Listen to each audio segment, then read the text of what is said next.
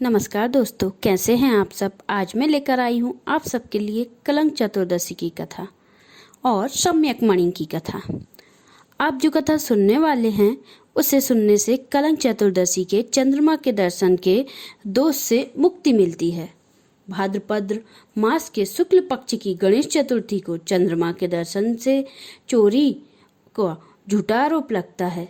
इसी कारण भगवान श्री कृष्ण पर भी सम्यक मणि की चोरी का झूठा आरोप लगा था। नारद जी के बताने पर भगवान ने गणेश चतुर्थी का व्रत किया और सम्यक के चोरी के आरोप से मुक्ति मिली थी। इस दिन चंद्रमा के दर्शन से क्यों लगता है चोरी का आरोप, यह कथा बड़ी रोचक है। सुनिए कथा। सूर्य भक्त शत्राजित द्वारका के बड़े जमींदार थे। सूर्यदेव ने उन्हें सम्यक मणि भेंट की थी। उस मणि से सूर्य का तेज था और वह प्रतिदिन 8 भार सोना भी देती थी। इस धन से शत्राजित अभिमानी हो गए थे। वह श्री कृष्ण से द्वेष रखते थे और प्रभु की बुराई का कोई मौका नहीं छोड़ते थे। शत्राजित की अत्यंत रूपवती और शस्त्र विद्याओं में कुशल बेटी सत्यभामा बचपन से श्री कृष्ण से प्रेम करती थी, जो देवी लक्ष्मी का अंशरूप थी। शत्राजित ने श्री कृष्ण के मित्र सत्या के बेटे से सत्यभामा के विवाह का प्रस्ताव दिया। सत्याके जानते थे कि सत्यभामा श्री कृष्ण से प्रेम करती हैं, इसलिए सात्यक ने प्रस्ताव ठुकरा दिया। इसके बाद शत्राजित का श्री कृष्ण के प्रति बैर और बढ़ गया। लेकिन श्री कृष्ण कोई बैर नहीं रखते थे। वह शत्राजित और उनके वैभव की प्रशंसा किया करते थे। इससे शत्राजित को लगता था कि श्री कृष्ण की नज़र उनकी सम्यक मणि पर है। एक बार शत्राजित के भाई प्रसेनजित सम्यक मणि को धारण किए शिकार खेलने गए। वहां एक शेर ने उन्हें मारकर खा लिया, लेकिन मणि उनके गले में ही फंस गई। रीछराज जामवंत ने शेर को मारकर मणि छीन ली और अपने पुत्री को दे दिया। प्रसेन और मणि के गायब होने से शत्राजित ने श्री कृष्ण पर सम्यक चोरी का आरोप लगा दिया।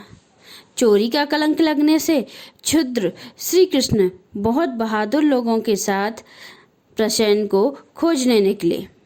एक गुफा से निकलती चमक को देखकर उन्होंने साथियों से गुफा के बाहर प्रतीक्षा करने को कहा और खुद गुफा के अंदर चले गए।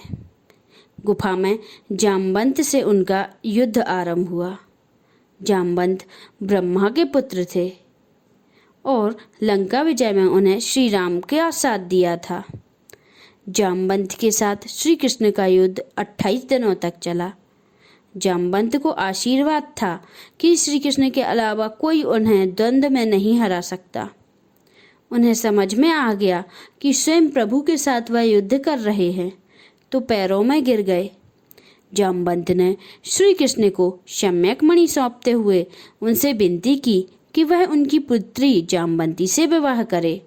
भगवान जामवंती से विवाह कर सम्यक मणि लेकर द्वारिका लौटे और सारी बात महाराजा उग्रसेन जी को बताई। भगवान ने मणि शत्राजित को वापस कर कलंक से मुक्ति पाई। शत्राजित लज्जित हुए। उन्हें श्री कृष्ण को सम्यक मणि दी और अपनी पुत्री सत्यभामा का उनसे विवाह कर दिया।